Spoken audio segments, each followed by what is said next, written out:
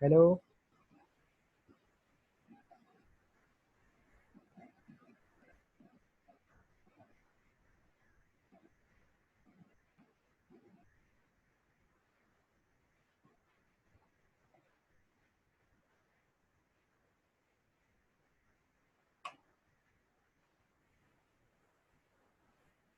Hello.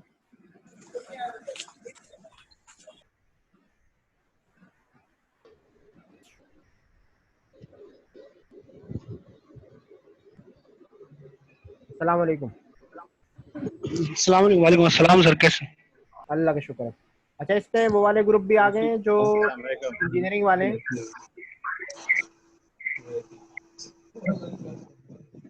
कोई answer दे दे यार। Engineering वाले नहीं आए शहरियार इसमें। सर ऐड तो है सारे, अब नाम तो मुझे कुछ पता नहीं है। बदर अस्सलाम इकबाल। वालेकुम सर। वालेकुम अस्सलाम। वालेकुम अस्सलाम। वालेकुम सर। वालेकुम अस्सलाम। बदर इकबाल, बदर आप इंजीनियरिंग इलेक्ट्रिकल इंजीनियरिंग के हैं ना? जी सर, जी सर। बाकी कहाँ हैं आपके कुलीग? तो बाकियों का पता नहीं, आ रहे होंगे सर वो भी। सर वालेकुम अस्सलाम। उस्मान इशफाक क्या तो हाल आ है? गए हैं। आ रहे हैं आ रहे हैं। ठीक ठाक, आप सुनाए कैसे? अल्लाह का शुक्र। अस्सलाम वालेकुम सर। वालेकुम अस्सलाम। अस्सलाम वालेकुम एवरीवन। ये आप लोगों ने सारे तीन तीन कोर्सेज लिए हुए हैं एनर्जी वाले? Yes sir. तो क्या इरादा क्या है? एक ही साल में करना है बस? Yes sir. सर टीचर आप जैसे हो तो हम तो 4 भी उठाएंगे सर।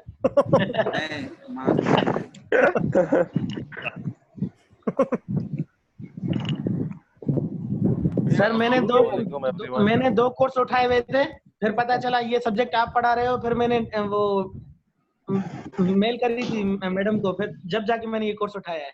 अच्छा, लेकिन अब मैं सख्ती करूँ, पेपर नंबर कम दूंगा अहमद? नहीं सर, कोई मसला नहीं, आपकी इज्जत है सर हमारे दिल में, आप भले मजाक 50 नंबर पे पास कीजिएगा।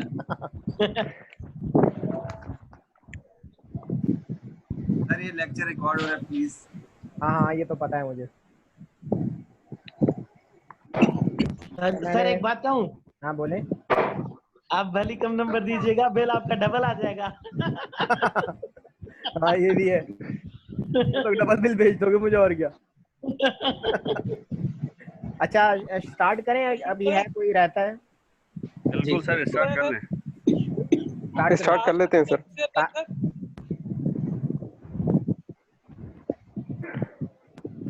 सालिक आया? सालिक अभी तक तो नहीं आए।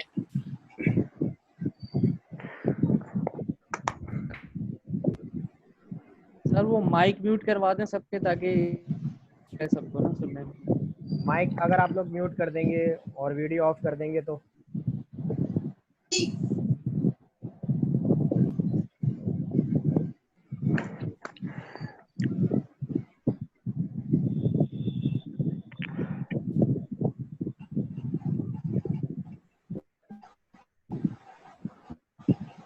अच्छा, एक चीज मैं आपको क्लियर कर दूं, इंजीनियरिंग वाले भी हैं आप लोग, और माशाल्लाह दूसरे लोग भी हैं, तो ये मेरे पास सब्जेक्ट नहीं था HVAC का ना, तो HVAC मेरा बैकग्राउंड भी नहीं है, HVAC का, इसमें मुझे इतनी ग्रिप भी नहीं है, तो इंजीनियरिंग साइड जो इसकी इंस्टॉलेशन वगैरह है वो तो मुझे बिल्कुल नहीं आती इसमें, तो मैं उसकी मेहनत करनी पड़ेगी, उसकी कैलकुलेशन है, जितना बहरहाल हो सकता है मैं आपको इसमें गाइड करता रहूँगा, सब्जेक्ट के हवाले से थ्योरी पढ़ा दूंगा, फॉर्मूले, ठीक है। सर जब पता ये तो एनवायरनमेंट वालों को भी नहीं है, फिर जब भी ये कर कोर्स रहे हैं अनाउंस हुआ था तो हाँ। किसी सर राशिद साहब का नाम लिखा हुआ था। राशिद साहब थे, बस वो लॉकडाउन लगा तो फिर वो पॉलिसी थोड़ी सी तब्दील हो गई, मेरे जिम्मे एक और सही। था। अच्छा, आप लोगों में से अगर किसी का मैकेनिकल से ताल्लुक है, एक हमारे पास मुनीर अब्बास थे, मुनीर अब्बास पता नहीं इस सब्जेक्ट में है या नहीं, और जिसने HVAC पे काम किया हो तो बता सकते हैं, मतलब। सर आवाज बहुत कम आ रही है आपकी। यार मेरी तो बहुत कम आ रही, तुम्हारी बहुत तेज आ रही है। नहीं वाकई मेरे माइक में घुस गया होगा इधर।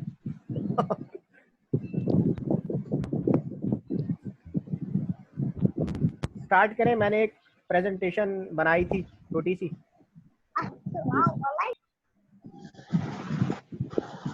उसी को ये डिस्कस कर बच्चा लेते कौन आ हैं। गया?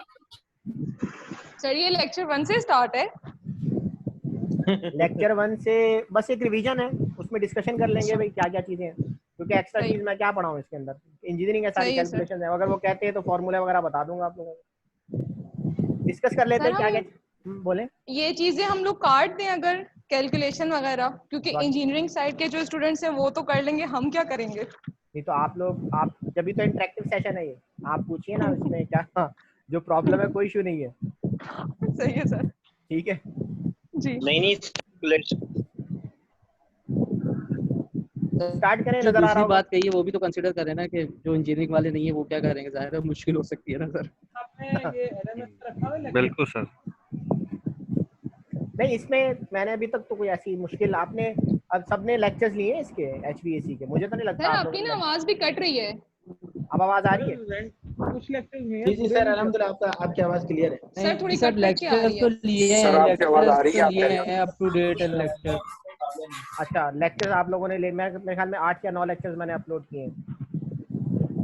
सालिक ये प्रेजेंटेशन मिल जाएगी? हैं? हाँ हाँ प्रेजेंटेशन मैंने अपलोड कर 8 दी। लेक्चर है सर। 8 लेक्चर्स है। सालिक से बात जी हो सर। सालिक से बात हो सकती है, सालिकुद्दीन। ये अपलोड है ना सर, अपलोड की हुई है ना आपकी? मैंने की हुई है, बस इसको रिवीजन करना है। एक रिवीजन बैठ के कर लेते हैं हम लोग, ताकि कोई अगर किसी को क्वेश्चन है तो हम उसको डिस्कस कर लें। निशान अस्सलाम वालेकुम। वालेकुम सलाम सर। जिशान कैसी तबीयत है तुम्हारी? जिशान हुसैन। वालेकुम सर। क्या हाल है? वालेकुम अस्सलाम। हफीज भाई ने ज्वाइन कर लिया। चलो अच्छी बात है। सालिक से मैं राब्ता करूँ, लेकिन सालिक का जवाब नहीं आ रहा। सालिक के लिए एक पैगाम है छोटा सा, तो अगर बात का जवाब दे दे तो। सालिकुद्दीन। अस्सलाम वालेकुम सर। वालेकुम अस्सलाम। कैसे हैं? ठीक है अल्लाह का शुक्र, अल्लाह का शुक्र। कौन? अब्दुल हफीज। सर का कम से कम लिंक तो शेयर कर देना सर ग्रुप पे, उसमें व्हाट्सएप ग्रुप। मुझे लिंक मिली नहीं। मुझे नहीं पता है कि आप ये शहरियार और वो हैं इनके उस्मान अकबर के हाथ में है। लिंक शेयर की हुई है सर। की भी है इन्होंने यार, आप लोग। वहाँ पर की हुई है HVAC के ग्रुप में, तो लिंक नहीं आई मुझे, अभी दोस्त ने भेजी है, फिर मैं अरे हफीज भाई मैंने भेजी है, लेकिन वो सही कह रहा है, ग्रुप में ही आई हुई है, मैंने भी ग्रुप से ही उठाई है।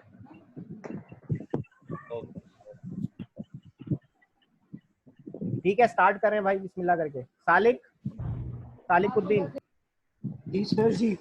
सालिक, आज ना हमारी वो FRC की मीटिंग थी जी, तो उसमें तुम्हारा एजेंडा में नाम था कि तुम्हारे थीसिस, तो तुम्हारे पास मेरे ख्याल में अभी है कितना टाइम है? तुम्हारा क्या प्रोग्राम है, थीसिस करने या तुम विड्रॉ कर रहे हो? क्योंकि डॉक्टर अब्दुल हमीद मेमन साहब पूछ रहे थे मुझसे। तो उनसे बात हुई थी मेरी अभी तकरीबन 2 हफ्ते पहले, उन्होंने बता दिया था कि अभी मेरा कोई प्रोग्राम नहीं है थीसिस का। अच्छा चलो ठीक है, फिर उनसे डिस्कस कर लेना।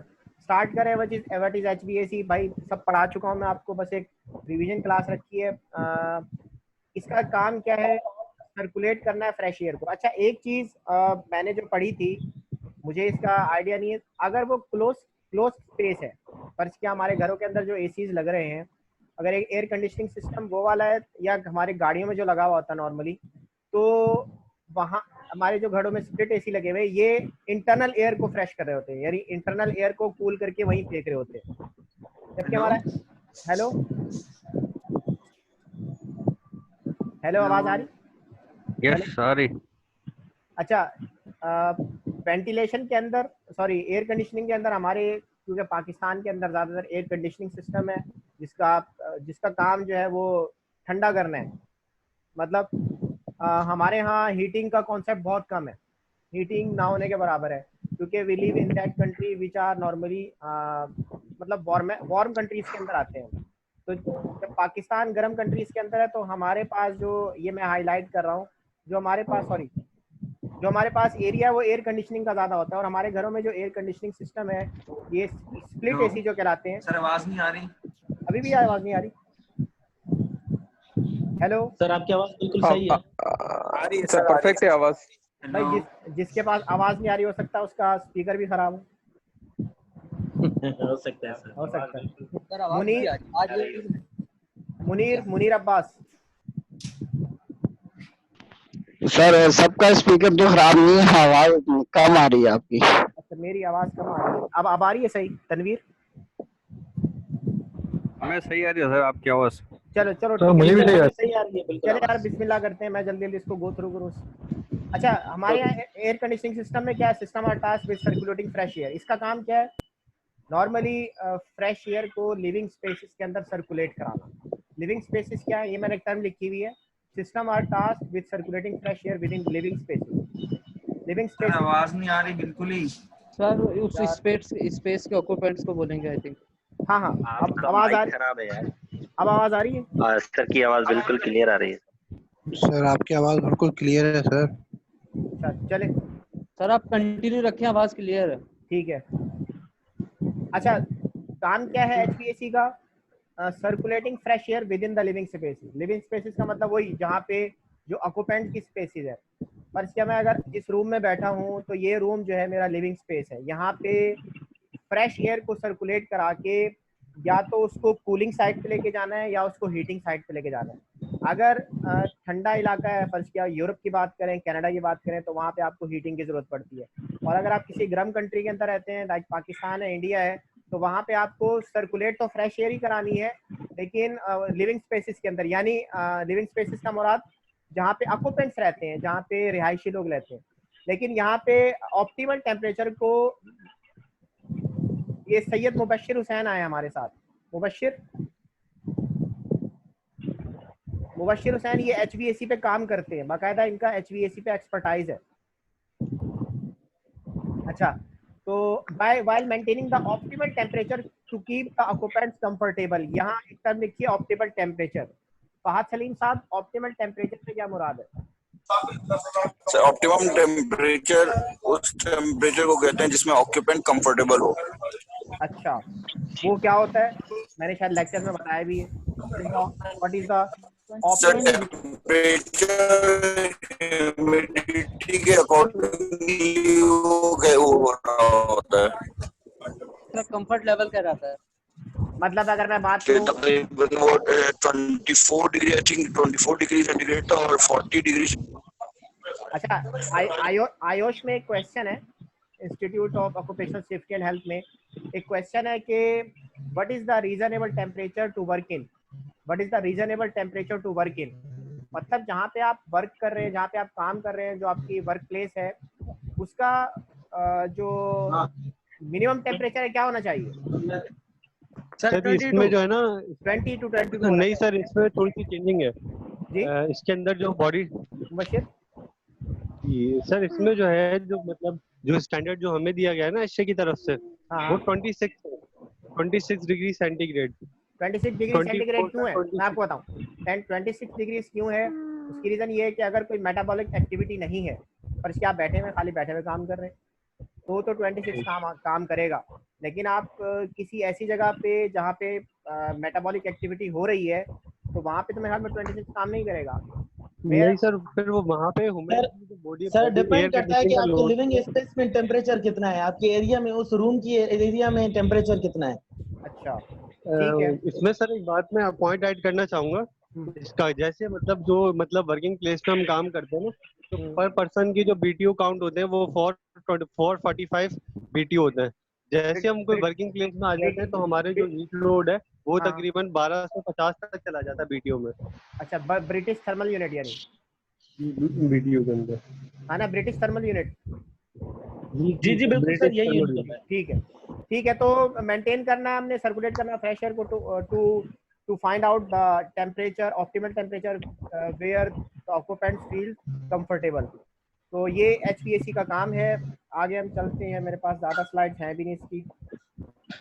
ऑब्जेक्टिव हमने पढ़ा हुआ है। अच्छा 3 चीज़ें हैं इसके ऑब्जेक्टिव में। The objective of HVAC are to control the temperature of air inside the designated area, air conditioning space। इसका काम क्या है, जो डेजिग्नेटेड एयर कंडीशनिंग स्पेस है उसका टेम्परेचर मेंटेन करना। अच्छा टेम्परेचर पे बहुत ज़्यादा फोकस है यहाँ पे, थर्मल टेम्परेचर। एक फैक्टर हमारे पास टेम्परेचर है, दूसरा फैक्टर हमारे पास थर्मल कंफर्ट के लिए कौन सा वाला है शहरियार? ऑप्टिमल। दूसरा factor moisture. Good, moisture content. Moisture content, temperature और तीसरा ड्यू पॉइंट जिसको ड्यू पॉइंट कहते हैं, गुड, जिसे हमने रिलेटिव ह्यूमिडिटी पढ़ा था। तो एक तो आपने क्या करना है, एयर कंडीशनिंग करनी है, space along with the control of moisture, number one factor temperature of air, number one factor temperature of air, number two factor moisture content, ठीक है। नंबर 3 एयर फिल्ट्रेशन भी इसकी, ये सफाई वगैरह, ये आगे आ रहा है, इससे आगे आ रहा है ना, इससे आगे आ रहा है, मैं वही पढ़ा रहा हूँ। Number 3 is air filtration. Air filtration में मैंने क्या पढ़ाया था?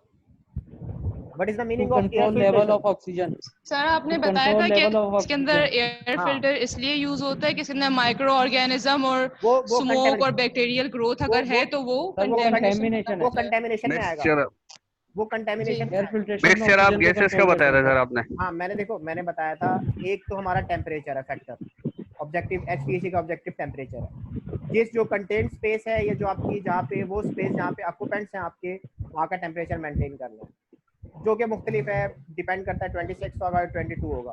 दूसरे नंबर पे मॉइस्चर कंटेंट, जिसको हम रिलेटिव, हेलो आवाज नहीं आ रही?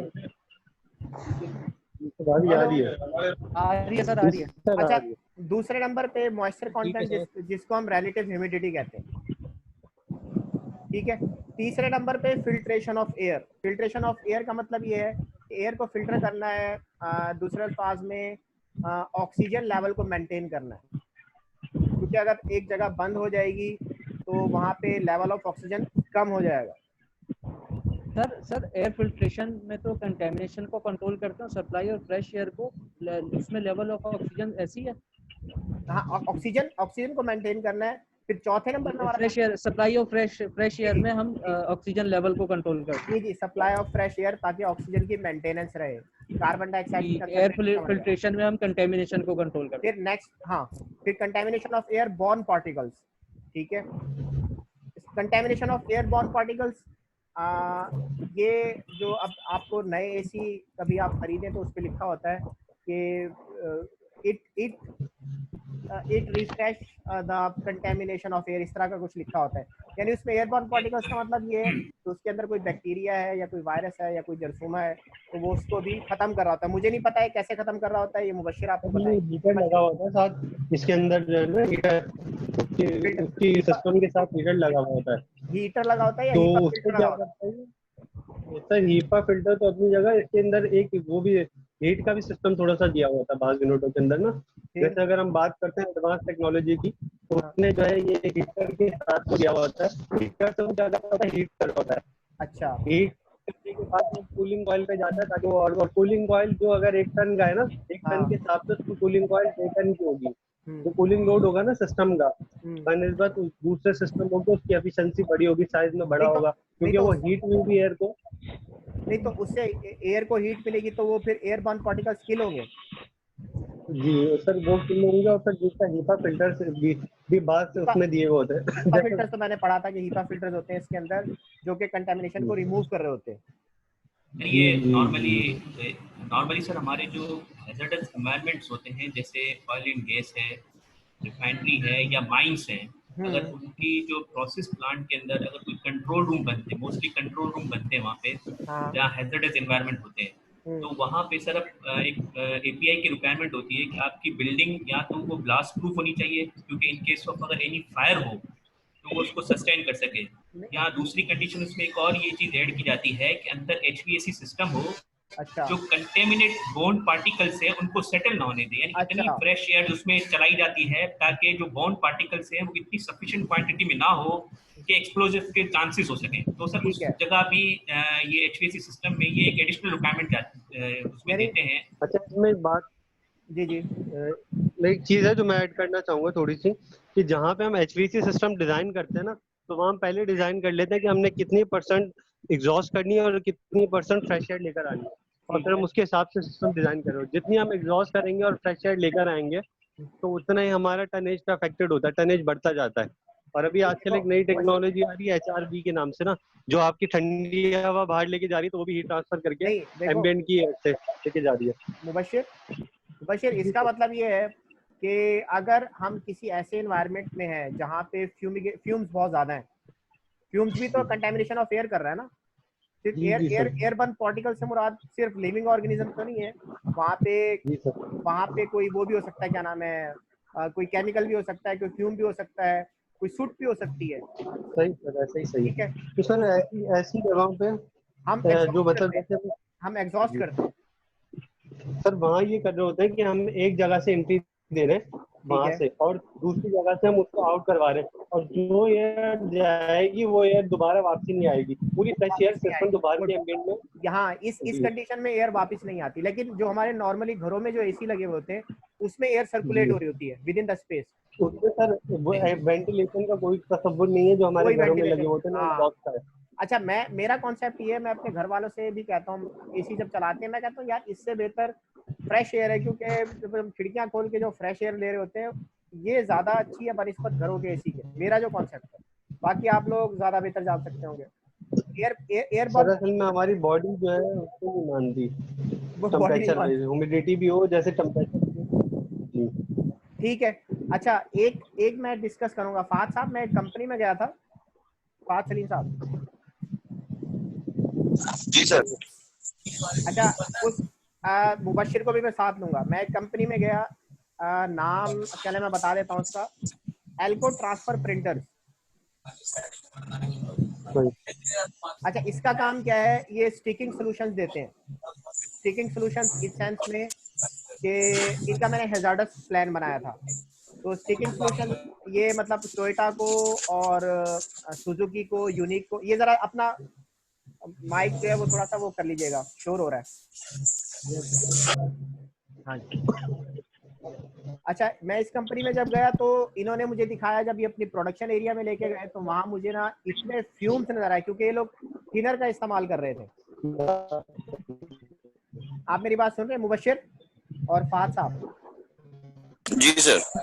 अच्छा, ये लोग थिनर का इस्तेमाल कर रहे थे और जो एरिया था बिल्कुल बंद था, बिल्कुल एरिया क्लोज, क्योंकि अगर डस्ट आती है तो उनकी जो प्रिंटिंग है ना, वो जो चिपक है या जिसपे स्टिकर बना रहे हैं कुछ वो खराब हो रहा था, वो खराब होता था। तो वर्कर्स को उन्होंने सिर्फ मास्क पकड़ाए हुए थे, देयर इज नो।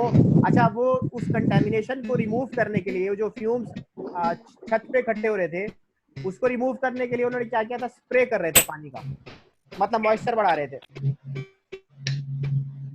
असल में सर इसमें एक चीज और है, इसमें जो आप बता रहे हैं ना अभी जो फैक्ट्री का, मैं इसी तरह की फैक्ट्री में हूँ अभी इस वक्त ना।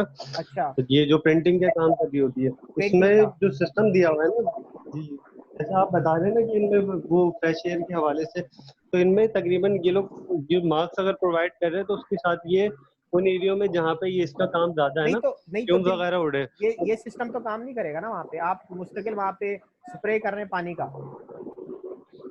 नहीं सर, वहाँ स्प्रे नहीं कर रहे पानी का, जैसे अब यहाँ पे जिस तरह ये अभी लगा हुआ है, मैं भी इसी यूनिट पे काम कर रहा हूँ। अच्छा,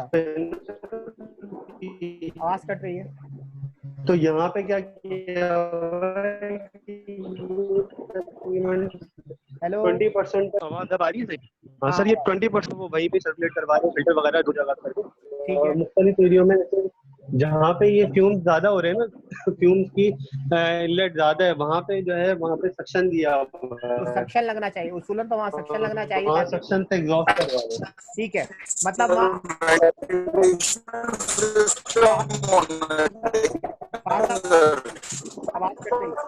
वेंट आउट हो जाए वो। अच्छा, मैं वही चीज मैं वेंटिलेशन लगनी चाहिए इसको। एक मिनट, मैं वही चीज डिस्कस करना चाह रहा हूँ कि किसी जगह पे आपको वेंटिलेशन ज्यादा चाहिए for avoiding the contamination of air, जैसे मैंने आपको भी कंडीशन बताई। इसी तरह फार्मास्यूटिकल इंडस्ट्री है या कोई ऐसा हॉस्पिटल है जहाँ पे माइक्रो ऑर्गेनिज्म ज्यादा हो सकते हैं, तब भी आपको एग्जॉस्ट की ज्यादा जरूरत होगी। तो डिपेंड करता है, हमारे घरों में एग्जॉस्ट का एयर सर्कुलेशन जो है वो विद इन द स्पेस हो रही होती है, यानी जो आपने एसी जो है वो उसी जगह की एयर को लेके सर्कुलेट करा होता है। पास कंडीशन में जैसे HVAC सिस्टम है, आपको बाहर की एयर ज्यादा चाहिए होती है। ठीक है, तो इसको जल्दी supply of outside fresh air for the control of oxygen. एक तो ऑक्सीजन आपने कंट्रोल करना है and carbon dioxide level. In the air conditioning space. आपने ऑक्सीजन और कार्बन डाइऑक्साइड लेवल को कंट्रोल करना है। कितना होना चाहिए कंजा, कितना होना चाहिए? ऑक्सीजन का लेवल कितना होना चाहिए कंजा? सर पता नहीं लिखा था, याद ही नहीं आ रहा। 21%। 21%। If it is reduced to 90। Sir ये आप वो वाला पूछ रहे थे जो एटमॉस्फेयर में होती हैं? जी जी जी, वो भी तो अच्छा, एटमॉस्फेयर 21%। जी जी जी। जहाँ पे इंसान जहाँ पे ऑक्यूपेंट है वो भी तो उसका एटमॉस्फेयर ही है उस वक्त। तो सर वहाँ पर भी वही वाले क्या कहते हैं अप्लाई होंगे? बिल्कुल सर मेरे ख्याल से 19.5 होता है मिनिमम 19.5 लेवल होता है। नहीं 21 होता है। 21 सर सही बता रहे हैं, लेकिन ये क्या बाहर के एटमॉस्फेयर के लिए नहीं, अंदर के एटमॉस्फेयर के लिए? अंदर के एटमॉस्फेयर भी आपका मेंटेन रहेगा, अदरवाइज आप बेहोश हो जाएंगे। अच्छा, आज की मैं एग्जांपल दे देता हूँ। मैं आज सुबह 5 बजे हमारे यहाँ लाइट चली जाती है, तो सुबह 5 बजे जब लाइट गई तो एसी चल रहा था और दरवाजे बिल्कुल बंद थे, हमारे खिड़कियां दरवाजे बंद कर रहे थे। थोड़ी देर बाद मुझे ऐसे महसूस हुआ जैसे ख्वाब से ना मुझे किसी ने उठा के बिठा दिया और मैंने जोर से चीख मारी कि कुछ पंखा वंखा तो चलाओ। तो that is again the control of oxygen and carbon dioxide level. आपका अगर ऑक्सीजन और कार्बन डाइऑक्साइड लेवल डिस्टर्ब है तो अल्टीमेटली आपको घुटन होना शुरू हो जाती है। तो ये भी एक एरिया आपने देखना है। And finally control of movement of जी। इसके अंदर एक चीज और है, वो ये कि जिस टाइम पे हम एसी बंद होता है ना हमारा, जी जी, उस टाइम पे जो ड्यू पॉइंट जहाँ आपकी नमी है, अच्छा आवाज कट रही है मुबशिर, आवाज कट रही है, मुझे आवाज नहीं आ रही। सर आप अपना पढ़ाएं। ठीक है, लेकिन ये मुबशिर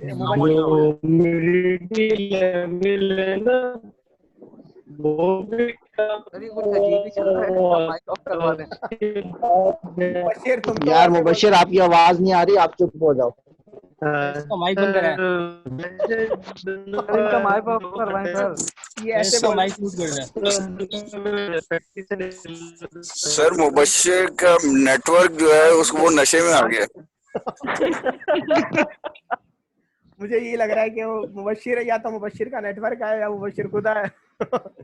तो अच्छा, 4-5 चीजें हमने डिस्कस कर ली, मैं उसको मजीद नहीं बताऊंगा। Number 1 temperature, air conditioning temperature हो गया, मॉइस्चर हो गया, फिल्ट्रेशन ऑफ एयर हो गया, कंटामिनेशन ऑफ एयर हो गया, maintaining of the oxygen and carbon dioxide level.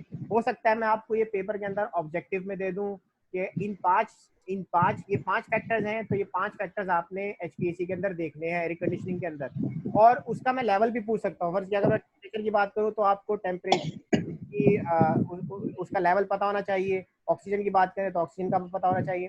तो इसको आप लोग देख लीजिएगा। एयर कंडीशनिंग, अच्छा इसको छोड़ दें, ये मैंने आपको बता दिया था पहले। हिस्ट्री क्या है इसकी HPAC की, डॉक्टर जॉन गौरी था एक, जिन्होंने US पेटेंट लिया था इन्होंने रेफ्रिजरेशन का, और ये फर्स्ट जो था वो फ्रोजन मीट के लिए इस्तेमाल हुआ था। खाना जो है, मीट जो है, वो गोश्त को सेव करने के बहुत सारे तरीके हैं। नमक लगा के भी सेव किया जाता है और टेम्परेचर से भी मेंटेन किया जाता है। तो स्टोरेज बनाने के लिए कि इसको मीट को काफ़ी अर्से तक इसको ठंडा रखा जाए ताकि इसके ट्रांसपोर्ट में आसानी हो, तो उन्होंने आइस बनाने के लिए एक फ्रोजन मशीन तैयार की। ठीक है, ये फर्स्ट रेफ्रिजरेशन मशीन थी। रेफ्रिजरेटिंग का मतलब ही ठंडा है। ठीक है, HVAC में सिर्फ रेफ्रिजरेशन नहीं होती, लेकिन अगर हम रेफ्रिजरेटर की बात करें, जो हमारे घर में रेफ्रिजरेटर्स हैं, उनका काम सिर्फ ठंडा करना है। और न्यूयॉर्क स्टॉक एक्सचेंज में फर्स्ट एयर कंडीशनिंग बिल्डिंग बनी थी। ठीक है, मैंने लिख दिया 1902 के अंदर। तो सारे काम अंग्रेजी करते हैं, America is the first.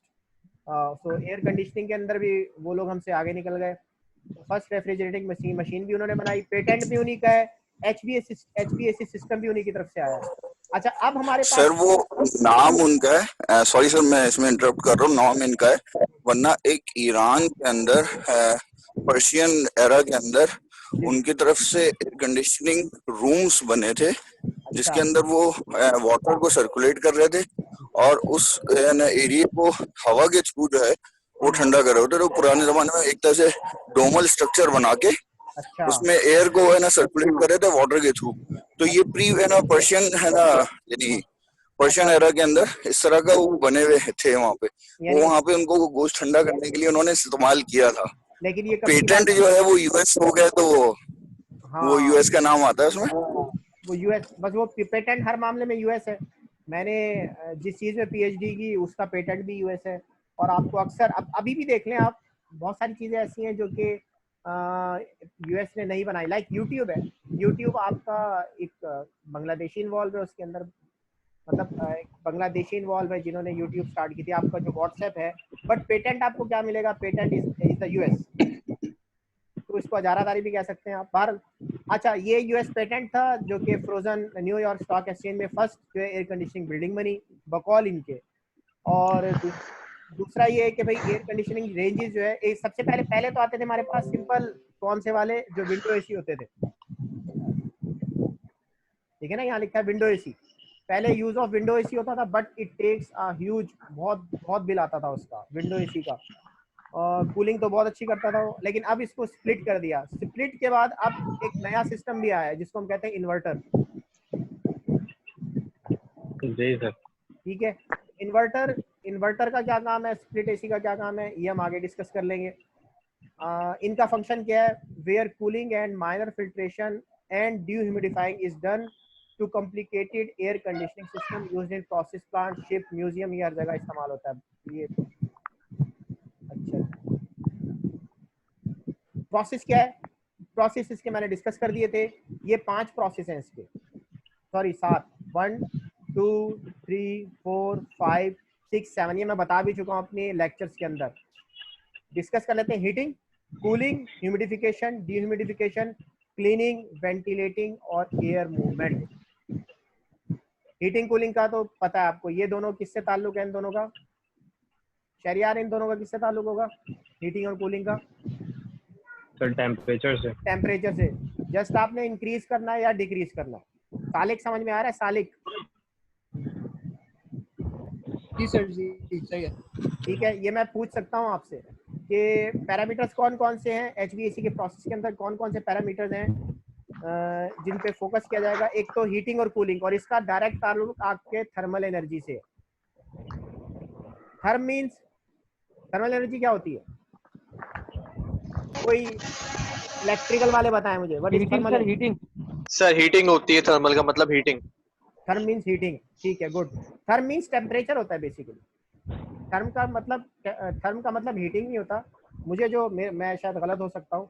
Therm का मतलब टेम्परेचर होता है, क्योंकि थर्मामीटर जो होता है वो आपका टेम्परेचर कैलकुलेट करता है, सिर्फ हीटिंग इन्वॉल्व नहीं है इसके अंदर।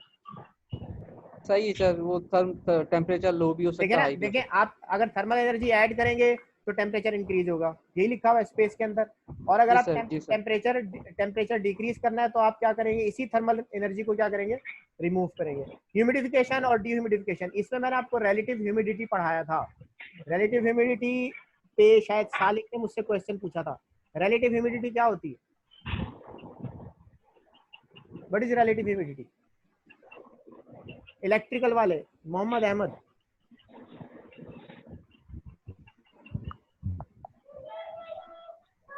ह्यूमिडिटी क्या होती है? नहीं पता? जिशान साहब। सर मॉइस्चर का बढ़ जाना। सर पार्शियल प्रेशर और वेपर प्रेशर के मिक्सचर को शायद कहते हैं कुछ इस तरह का। नया टर्म है ये, पार्शियल प्रेशर और vapour pressure. Sir I think maximum humidity जो है उसके तनासुब में देखते हैं कि अपना अभी प्रेजेंट ह्यूमिडिटी क्या है। क्या एक खास टेम्परेचर पे आई थिंक कितना एब्जॉर्ब कर सकती है एयर, और उसके तनासुब में अभी कितनी मौजूद है humidity. I think sir air के अंदर मॉइस्चर कितनी है? एटमॉस्फेयर में water pressure something. Sir atmospheric moisture को कहते हैं। मैंने एक एग्जांपल दी थी, देखिए यहाँ लिखा है ह्यूमिडिफाइंग और dehumidifying, process of increasing the relative humidity of a space. ठीक है, आप किसी भी स्पेस के अंदर मतलब सर फिर रिलेटिव ह्यूमिडिटी तो बताएं अगर हमने गलत बताया तो। देखिए रिलेटिव ह्यूमिडिटी आप लोगों ने सही बताया, हाँ मैं एक्सप्लेन कर देता हूँ। आप लोगों ने बहुत मुश्किल टर्म इस्तेमाल किए, पार्शियल प्रेशर और वेपर प्रेशर, ठीक है वो भी सही है। रिलेटिव ह्यूमिडिटी क्या होती है कि मैंने एक एग्जांपल दी थी कि एक गिलास है और इस गिलास के अंदर अगर वो गिलास बिल्कुल खाली है उसके अंदर कितना पानी आ सकता है? अच्छा मतलब जितना उसमें स्पेस है, जितना उसके स्पेस है का रिलेशन में बात कर रहे हैं। और हाँ जितना उसके अंदर आ सकता है और जितना प्रेजेंट है, दैट इज रिलेटिव ह्यूमिडिटी। ठीक है, तो मतलब अगर सर एक दोनों फैक्टर देखना होगा कि गिलास के अंदर कितना स्पेस जो है वो फिल हो चुका है और कितना एम्प्टी है, मतलब ये दोनों फैक्टर को मिला हाँ, इस दोनों इन दोनों फैक्टर का आपने मुझसे जो सालिक शायद क्वेश्चन पूछा था कि सर रिलेटिव ह्यूमिडिटी मुझे समझ नहीं आई। एक स्पेस के अंदर कितनी मॉइस्चर पहले से मौजूद है और कितना स्पेस बाकी है, कितनी इसके अच्छा अंदर sir, content of water, content और कैपेसिटी एक्चुअली द रिलेटिव जी ह्यूमिडिटी जी जी जी ऐसे? जी तो एक तरीके से लेट्स सही से अगर हम बोल रहे हैं सर कि 51% जो है वो रिलेटिव ह्यूमिडिटी है, तो हम ये कह रहे हैं कि ह्यूमिडिटी जो एक एरिया है उसमें 51% है, मतलब 51% है इसके अंदर, और कितनी गुंजाइश है यानी वाटर कंटेंट 49। हाँ, कितना वाटर कंटेंट है और कितने इसमें आ सकते हैं? एक गिलास है 49 आ सकता है। हाँ, एग्जांपल है, कितना इसका रेशो कितना है इसका। तो अब रिलेटिव ह्यूमिडिटी, ह्यूमिडिफिकेशन या डीह्यूमिडिफिकेशन, अगर कमरे के अंदर बहुत ज्यादा है, जिस आप सिंपल मैं आपको एग्जांपल दूं, मलेशिया आपको पता है मलेशिया में ह्यूमिडिटी बहुत ज्यादा होती है। इसके इसके इसके इसके अपोजिट आप किसी ठंडे इलाके में चले जाएं, वहां आपको ड्राइनेस मिलेगी।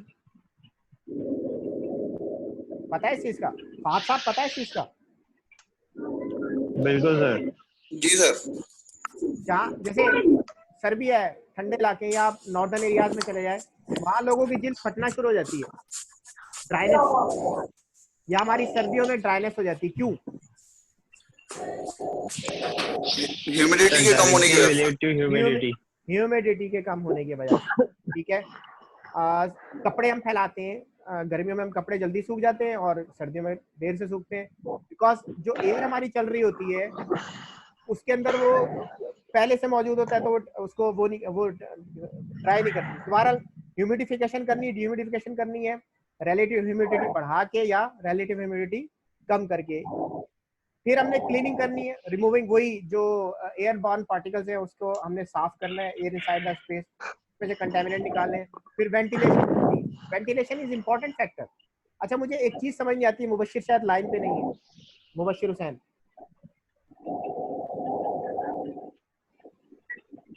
वेंटिलेशन जो है, एयर कंडीशनिंग, जो हमारे घरों में एयर कंडीशनर लगा होता है या एयर कंडीशनिंग मशीन होती है, एसीज जो होते हैं, ये कहाँ से वेंटिलेशन कर रहे होते हैं? कोई इसका मुझे जवाब दे दो। सर ये वेंटिलेशन कर ही नहीं रहे होते। तो फिर ये सर ये इनर एयर को दोबारा वो कर रहे होते हैं, कंडीशन करके फेंक रहे होते हैं। वही तो मैं कह रहा हूँ ना कि हमारे घरों में जो एसी लगे हुए हैं, एचवीएसी की बात नहीं कर रहा, लेकिन हमारे घरों के अंदर जो एसी नॉर्मल एसी जो लगे, हाँ, तो स्प्लिट जो लगे हुए सर वो सिर्फ एयर सर्कुलेट कर रहे होते हैं, वो एयर सर्कुलेट कर रहे होते हैं। तो अब जब एयर सर्कुलेट कर रहा है तो वेंटिलेशन तो ना हुई? जी सर। नहीं हुई सर वो। तो इसका मतलब they are not a good ventilator. Yes sir. ठीक है, तो यहाँ पे एक फर्क याद रखिएगा, the process of adding external air to freshen up the air and maintaining gas ratio. ठीक है, तो वेंटिलेशन जो है वो हमारे नॉर्मली हमारे घरों के एसी में नेग्लिजिबल होती है, बहुत कम हो रही होती है। एयर मूवमेंट क्या है? To control the movement of supplied air so that the inhabitants of the space do not feel discomfort. ये वही एयर मूवमेंट कहलाएगी। मेरे पास टाइम शॉर्ट है, 1 मिनट रह गया। अच्छा, ये साइकोमेट्रिक चार्ट है, ये मैं अगले क्लास में डिस्कस कर लूँ एशरे वगैरह का? ठीक है सर। Okay sir. टाइम बहुत कम है। आप लोगों को कोई क्लास का कंफर्म कर दीजिएगा। कल इंशाल्लाह रख लेते हैं क्लास। सर फिर कल टाइम बता देगा, यही टाइम 9:30 वाला। ठीक है सर, कोई इश्यू नहीं है। ठीक है सर। जीआईएससी कब रखेंगे नेक्स्ट क्लास? कल जीआईएस भी कल है। जीआईएस की भी कल है सर? क्यों एक दिन में नहीं ला सकते? बहुत मजे कर लिए अब तो। सर ग्रुप पे प्लीज अपडेट कर देगा बस। मैं घर ग्रुप पे अपडेट कर दूंगा। अच्छा, ये देख लेंगे हम कल, रिलेटिव ह्यूमिडिटी, एंथैल्पी क्या होता है, ये चीजें हम कुछ डिस्कस कर लेंगे। ठीक है, ओके सर। ओके ठीक है सर। ओके जी, इंशाल्लाह। ओके सर, अल्लाह हाफिज। ओके सर, अल्लाह हाफिज। अल्लाह हाफिज। अल्लाह हाफिज। अल्लाह हाफिज सर।